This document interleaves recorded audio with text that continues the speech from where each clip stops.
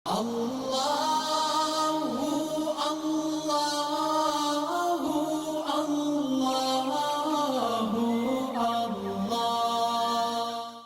اللہ الرحمن الرحیم۔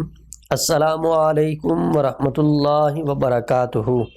میرے بھائیوں اور میری بہنوں، شفاء الدہر روحانی مرکز سے محمد احمد شہباز آپ سے مخاطب ہوں۔ ناظرین، جس طرح جسمانی امراض کو مختلف آلات کے ذریعے چیک کیا جاتا ہے، اسی طرح روحانی امراض کی تشخیص بھی مختلف طریقوں سے ہو سکتی ہے۔ آج میں روحانی امراض کی تشخیص کا ایک بہت ہی آسان طریقہ آپ کی خدمت میں پیش کر رہا ہوں۔ اس طریقے سے آپ خود سے بھی اپنی تشخیص کر سکتے ہیں، اپنے دوست احباب کی بھی آپ تشخیص اس طریقے سے کر سکتے ہیں جو میں ابھی بتانے جا رہا ہوں۔ آپ نے ایک گلاس پانی لینا ہے جو بالکل ٹھیک ہو، صاف ہو۔ اس کو چیک کر لینا ہے پی کے پہلے کہ یہ کڑوا تو نہیں ہے، میٹھا تو نہیں ہے، ذائقہ اس کا ٹھیک ہے۔ پھر آپ نے اس کے اوپر پڑھائی کرنی ہے۔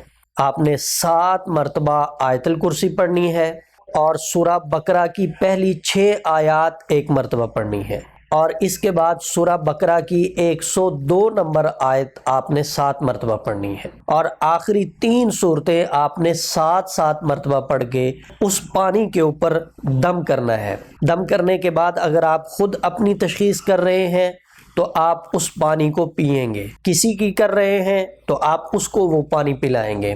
اگر پانی کا ذائقہ تبدیل ہو جاتا ہے، مثال کے طور پہ ذائقہ کڑوا ہو جاتا ہے، تو تشخیص یہ بتاتی ہے کہ بندے کے اوپر جادو کے اثرات ہیں۔ اگر پانی سے بدبو محسوس ہو رہی ہے تو پھر آسیب کے اثرات ہیں، اور اگر پانی میٹھا ہو جاتا ہے تو پھر تعویذاتی اثرات ہیں۔ اگر پانی کا ذائقہ تبدیل نہیں ہوتا، نہ کڑوا ہوتا ہے، نہ میٹھا ہوتا ہے، نہ بدبو آتی ہے، تو پھر روحانی کوئی مسئلہ نہیں ہے، بالکل روحانی طور پہ آپ ٹھیک ہیں۔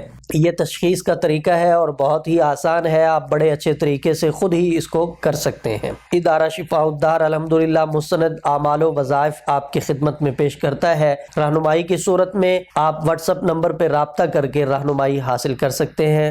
محمد احمد شہباز اور ادارہ شفاء الدہر کی ٹیم کو اجازت دیجیے، انشاءاللہ اگلی ویڈیو میں نئی گفتگو کے ساتھ ملاقات ہوگی۔ السلام علیکم ورحمۃ اللہ وبرکاتہ۔